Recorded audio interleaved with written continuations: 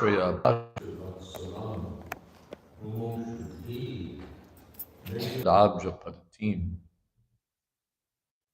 Bhave Nija Dharma Bhavite Manasya Vastapya Bhajasva Purusha. My dear boy, you also should take shelter of the Supreme Personality of God. You also means your father did that, your grandfather, great grandfather. You should also take shelter of Krishna.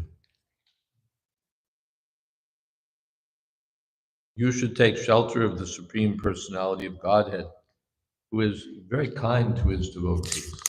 All right, we'll let the tech thing happen. Good. Oh, he's very kind to his devotees. Persons seeking liberation from the cycle of birth and death always take shelter of the lotus feet of the Lord in devotional service. Becoming purified by executing your allotted occupation. Just situate the Supreme Personality of Godhead in your heart, and without deviating for a moment, engage always in His service.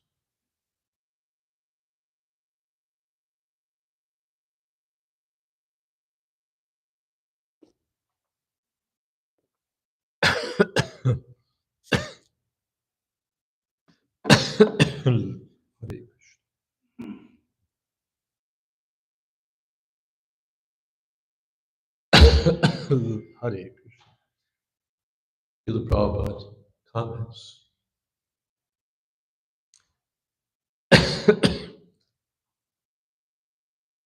The system of Bhakti Yoga described by Queen Suniti to her son is the standard way of God realization. Everyone can continue in his constitutional occupational duties and at the same time keep the Supreme Personality of Godhead within his heart. This was also instructed by the Lord himself to Arjuna in the Bhagavad Gita. Go on fighting, but keep me within your mind. That should be the motto of every honest person seeking perfection in Krishna consciousness. In this connection, Queen Suniti advised her son that the Supreme Personality of Godhead is known as Bhritya Vatsala, which indicates that he is very kind to his devotees. She said, "You've come to me crying, having been insulted by your stepmother, but I'm unable to do any good for you. But Krishna is so kind to his devotees that if you go to him, then the combined kindness of millions of others like me will be surpassed by his affectionate and tender dealings. When everyone else fails to mitigate one's misery, Krishna is able to help the devotee." Queen Suniti also stressed the process of approaching the Supreme Personality of Godhead is not easy, but is sought after by great sages who are very advanced in spiritual realization. Queen Suniti also indicated by her instruction that Dhruva Maharaj was only a small child, 5 years old, and it was not possible for him to purify himself by the way of karma kanda.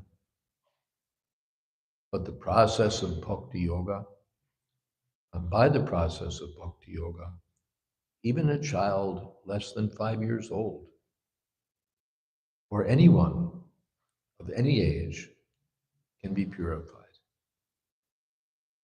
That is the special significance of Bhakti Yoga. Therefore, she advised him not to accept worship of the demigods or any other process, but simply to take to the Supreme Personality of Godhead, and the result would be all perfection. As soon as one places the Supreme Personality of Godhead within one's heart, everything becomes easy and successful.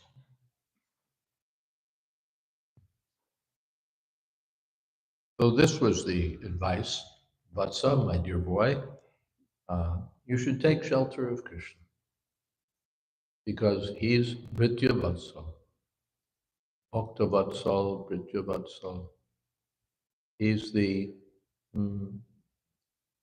well-wisher of his devotees. He's especially kind and affectionate to his devotees. Krishna says, Samoham sarvabhuteshu, na me dveshyosti na priya, ye bhajanti tumam bhaktya, mayite teshu chapyam. I'm equal to everyone. I have no favorites. I'm not for anyone or against anyone. But if someone takes shelter of me, then I'm in him and he's in me. This is natural. The sun is equal to everyone, the sun planet. But if one goes out into the sun, he gets the benefit of the sunshine. And if he closes himself up in a room, then he'll be in the darkness. Don't blame the sun. The sun is equal to all. So, Bhritya Vatsal, he's especially kind to his devotees, and therefore you should take shelter of him. Who else should you take shelter of? Take shelter of me? I can't do anything for you. And even if you take shelter of the demigods, they can't really do anything for you. You'll get some temporary result. You may worship Ganesh, you may worship Lord Shiva, you may worship Devi, you may worship anyone. But whatever you'll get will be ultimately unsatisfying. It will be temporary. It will be not enough. But if you take shelter of Krishna, then everything, the demigods themselves are taking shelter of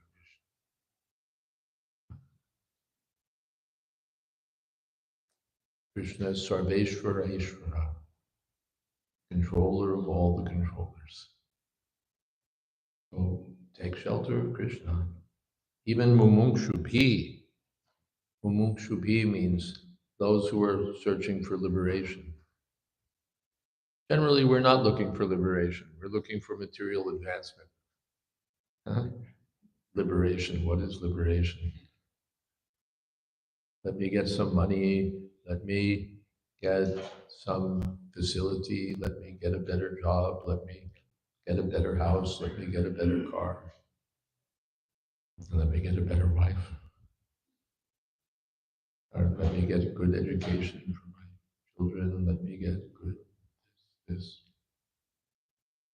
Liberation is far down the priority list, if it's there at all. First, let me get situated, then let me be happy, and let me get this and this and this. And maybe at the end of my life, let me get liberation. But meanwhile, let me be happily situated in this world.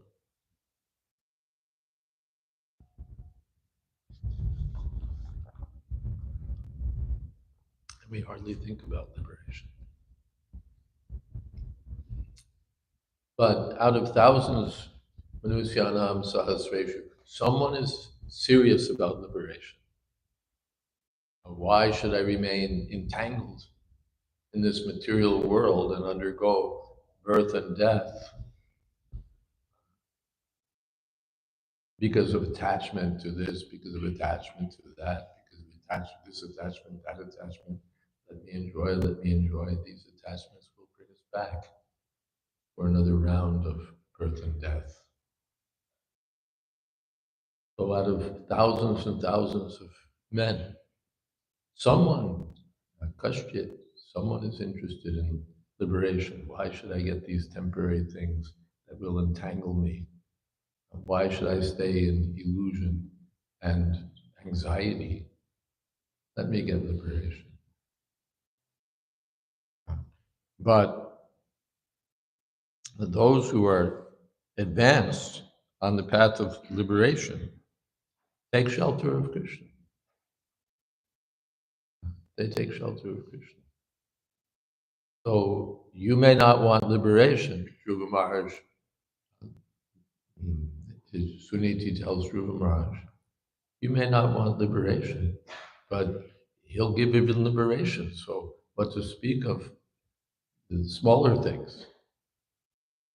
You want a kingdom, he can give you liberation. What to speak of a kingdom? So don't waste your time with anything else. Ananya bhave. Ananya bhava means some other idea, some other business. Don't waste time. Mamekam sharanam braja. Krishna also says, don't waste time, don't waste your life. Take shelter of me. Mam ekam. Take shelter of me means not 25% shelter of me, 25% shelter here, 25% shelter there. Mam ekam. Just take shelter of me, and all other shelters will be included. I'm the one who gives shelter to those who give shelter. So, Mamekam Sharanam. So, Ananya Bhave, Nija Dharma Bhavite. So, what should I do taking shelter? What does that mean practically? What does that mean practically? What do I do? Nija Dharma Bhavite. Do your work, your prescribed duty. You have some occupation, just like Arjuna. His occupation was fighting, military work. So Krishna said, Mahamanusmara Yudhyacha. You go on fighting. Don't make a show. I'll give up the world. I'll go to the forest. I'll do yoga and I'll do tapasya, austerity. What is this nonsense? You just go on fighting. That's what, even if you think, I won't fight, no, you'll come back and fight. You'll leave the battlefield today, you'll come back tomorrow. Because that's what you are, you're a fighting man. You can pretend to be a sadhu, but you're not a sadhu. That is to say, you're not a Brahmin, a sannyasi. Oh, you're a military man, you remain a military man. Don't make a show of trying to change your occupation. Oh, I give up my work. You continue your work. Sthane stita shrutikata manobi.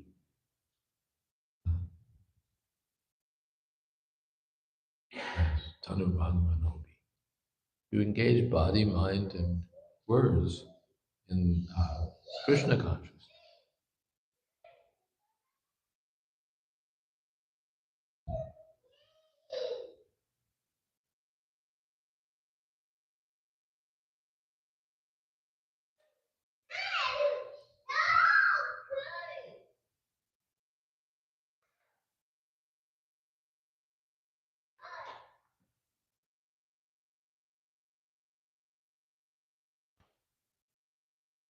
engage body, mind, and words in Krishna consciousness, and at the same time fight. Uh, You engage your body in fighting, that's all right. Don't become a pujari. Be a warrior. But Mamanusma, remain always conscious of me. Mamanusmara Yujuja. And you'll be purified by that activity, not just by fighting. No one becomes purified by fighting. No one becomes purified by doing business. No one becomes purified by being a great scholar. But one becomes purified by performing one's duties in Krishna consciousness. Minus Krishna consciousness, it's all just a waste of time. And worse than a waste of time, entanglement. But if one acts in Krishna consciousness, then even by performing one's work, one becomes purified because one thinks, I'm doing this for the service of Krishna. Mamanusmana, Yujuja. So Suniti advises her son, you just remain as you are, but take shelter of Krishna. Then,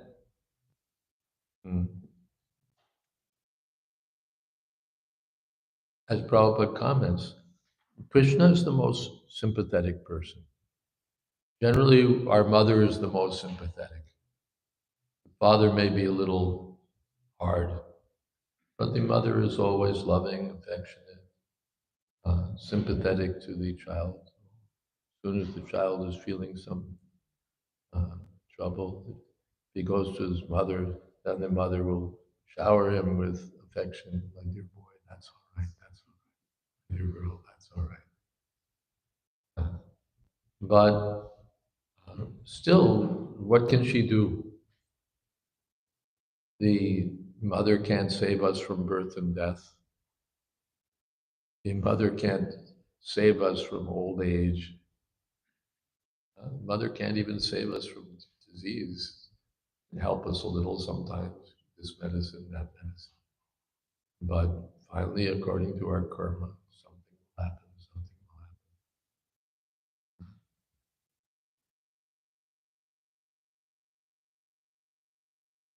So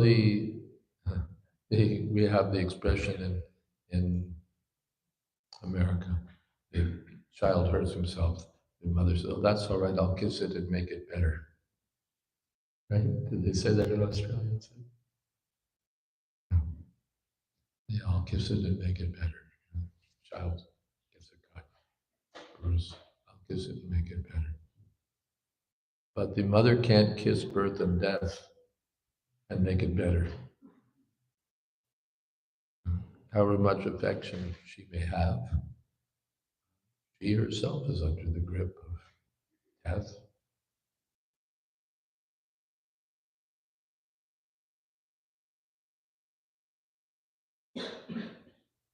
But Krishna, therefore Sunita says, take shelter of Krishna. What can I do? You're not going to get a kingdom from me. Your father neglects me.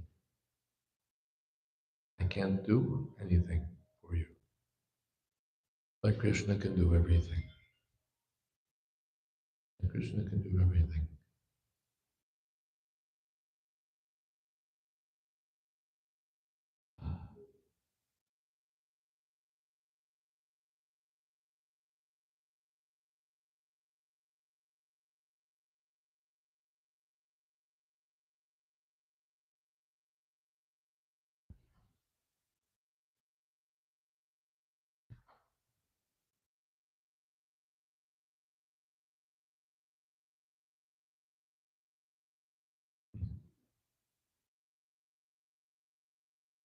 How's it going with what's on your phone?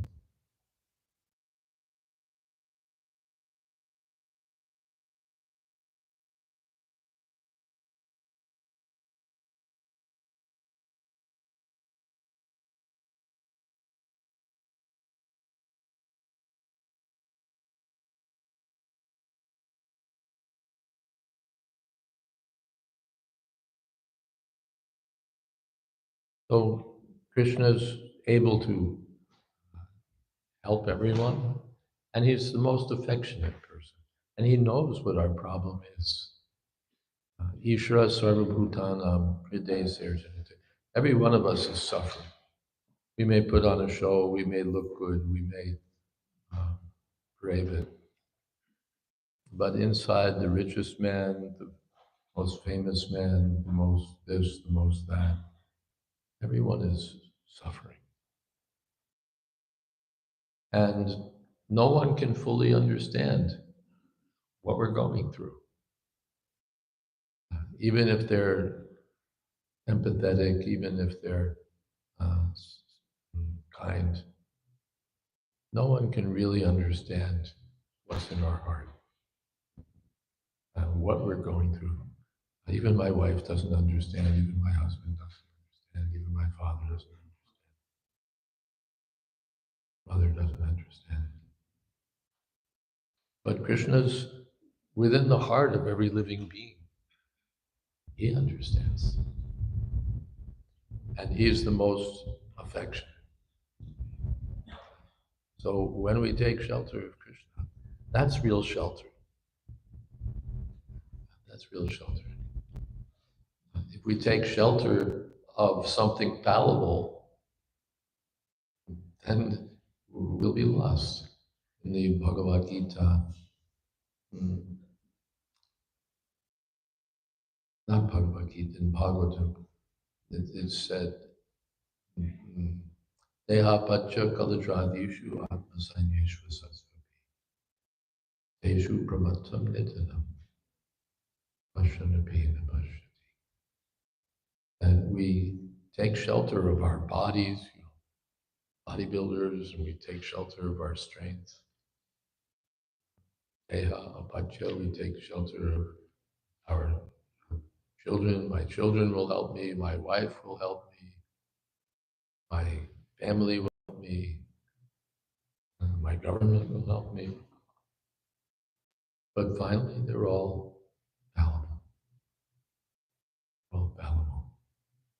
So we're taking shelter of fallible soldiers, soldiers that ultimately can protect us. They're all, yes, they're all subject to death. They're all subject to the laws of nature. They can protect us. But Krishna can give full protection. Rakshasyatiti Vishvasho. Protection and everything needed or wanted, even if we have material desires. Krishna can fulfill all desires. And we find Dhruva wanted a kingdom better than the kingdom of his father or grandfather, great-grandfather. That means he wanted a kingdom better than the kingdom of Lord Brahma, who's the Lord of the whole universe. That's a childish desire. A child, I want the moon. I want the moon. What can he get? So the child is desiring, I want to be a better king than my grandfather.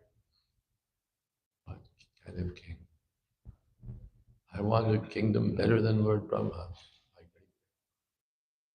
Krishna said, yes, I'll give him. So Suniti is is the best well-wisher of her son. She gives the right advice that you take shelter of Krishna and all your desires will be fulfilled. Materially, we take shelter of this person, that person, this demigod, this, that, university, and still we're not happy. But because we're not the body, and satisfying the body will not satisfy us. But when we take shelter, then we're in our real position. The fish may take shelter of anything, but he needs the water. If he's not in the water, there's no shelter for him. Our natural position is to be in consciousness. When we're in Krishna consciousness, then everything else is all right. I may be brahmachari, householder, sannyasi, whatever. I may be Brahmin, Kshatriya, Vaishya, Shudra, CEO, truck driver, whatever. But if I'm engaged in the service of Krishna, then my life is successful. And if I'm not engaged in the service of Krishna, then I'm a failure. Doesn't matter how great a man I may think myself to be, or the world may think me to be. My life is a failure without Krishna. And with Krishna, even if they think I'm a failure, doesn't matter. Doesn't matter. The Krishna conscious person achieves all success. He'll be happy in this life, and he'll be happy in the next.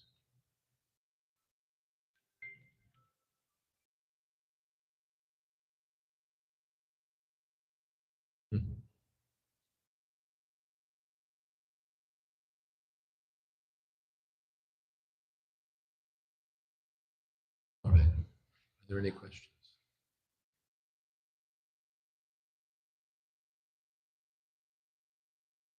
Yes.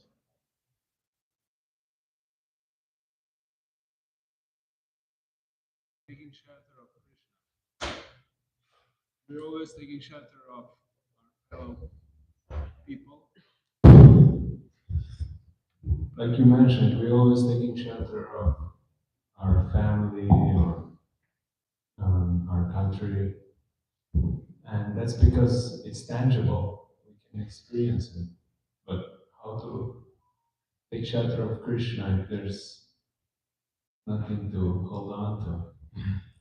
It works the other way. We take shelter of all these things and they fail.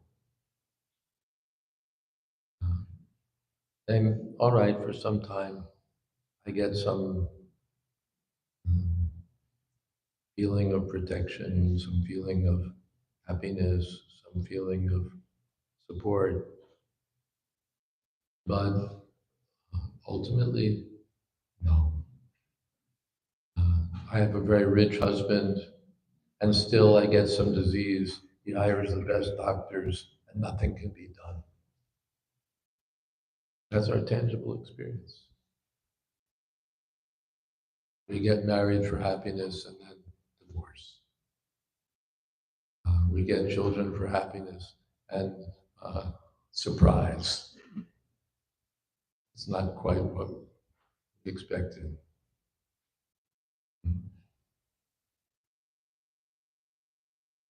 We get married for happiness and we find, oh, I'm working. Where's money? Where's money? Where's money? And I'm in anxiety. Where's the happiness?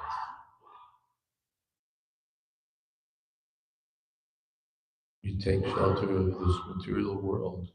And even we go someplace, here, take money, make me happy. I go to the movie, I go to the club, I go here, I go there. Take my money, just make me happy. They make me happy for 5 minutes, for an hour. Then I'm not happy. That's our experience. So this is our tangible experience. But Krishna consciousness is also tangible. Pratyakshavagamam dharma. If someone, just like these devotees who are chanting Hare Krishna, giving their life, they're feeling happy, even if they have no money, even if they have no this, they have no that, but they're happier than the richest man, they're happier than the most famous movie star, because they've taken shelter of Krishna. And Krishna will never die. I take shelter of my husband, he dies. I take shelter of my wife, dies. I take shelter of this person, fails. Take person of that, shelter of that person, turns against me. But when I take shelter of Krishna, Krishna is permanently my friend and my maintainer. That's the practical experience of the sages or of anyone who engages wholeheartedly in the service of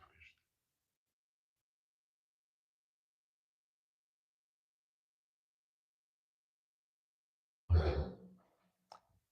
Anything else? Yes.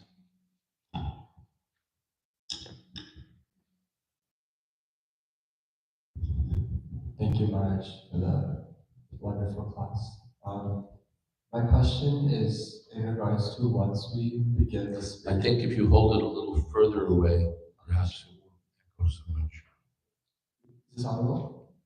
It's hopeless anyway. We'll have someone relay listen to what he's saying and relay it for me. I'm half deaf anyway, so that's the problem.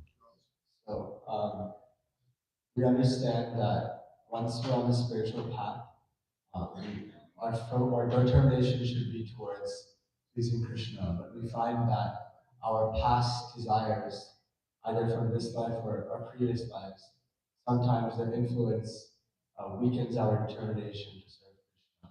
How do we address that? We know that we should serve Krishna, but sometimes our material desires from this life or another life influence us what to do. Remember Dhruva Maharaj. He had big desires, bigger desires than any of us. But Krishna satisfied his desires. And more. At the end, he thought, what a fool I was.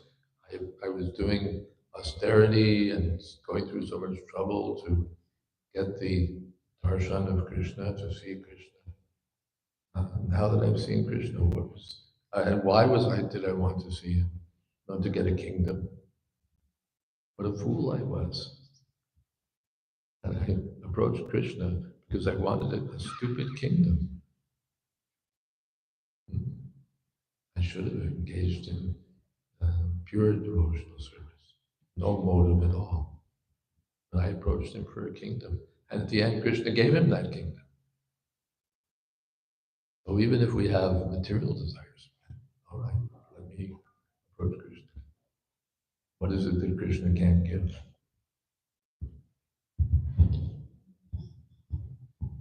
All right. Okay. Shall we stop here? Okay. Thank you all very much. What?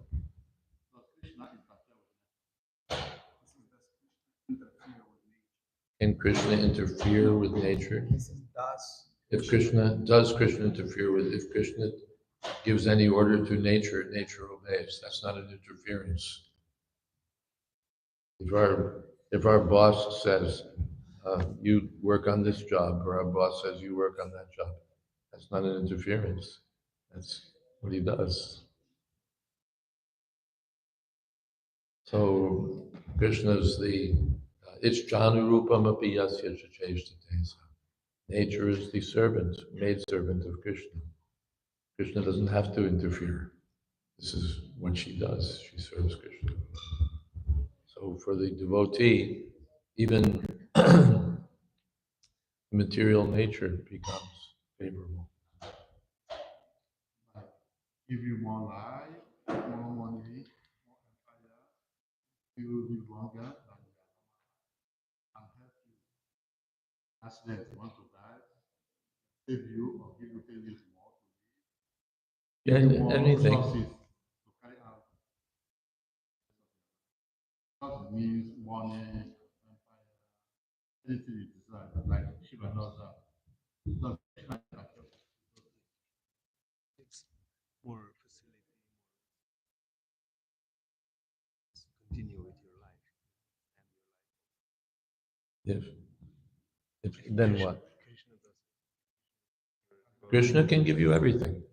He can give you a longer life. He can give you more money. He can give you anything. But if that's what we want from Krishna, it's a little foolish. But Krishna also, all right, take your foolish thing. He's very kind to his devotee. Or if he's still more kind, he generally, you want it, but if he's more kind, then he takes it away. You're stupid. You want something small and insignificant, something that'll make you miserable. You're thinking it'll make you happy. Actually, it will make you miserable. But Krishna is more kind. No, I'm going to take it away. Then what do? Then you have to take shelter more. And your life becomes still better.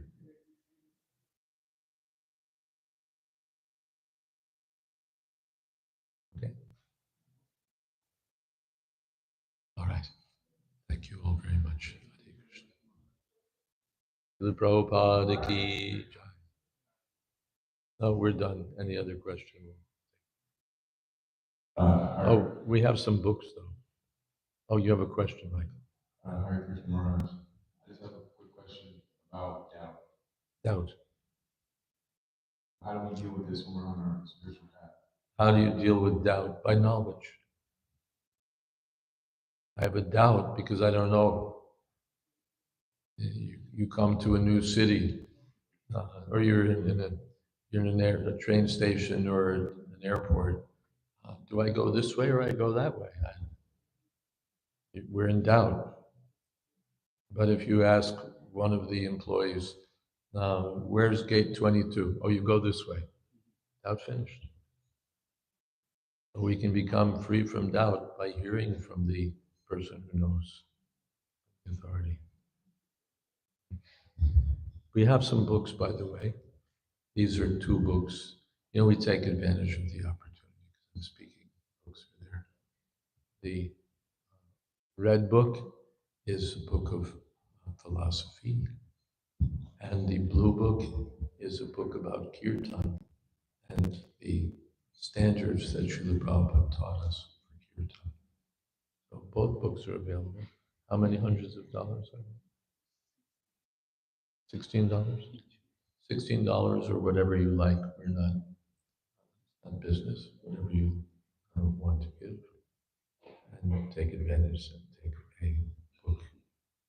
And yes, anyone who's serious about doing kirtan can take advantage of the blue book, and anyone who's serious about human life can take the red book. Thank you. Hare Krishna. Srila Prabhupada ki jai. Samaveta Bhaktivinoda ki jai. Gaur Premanande.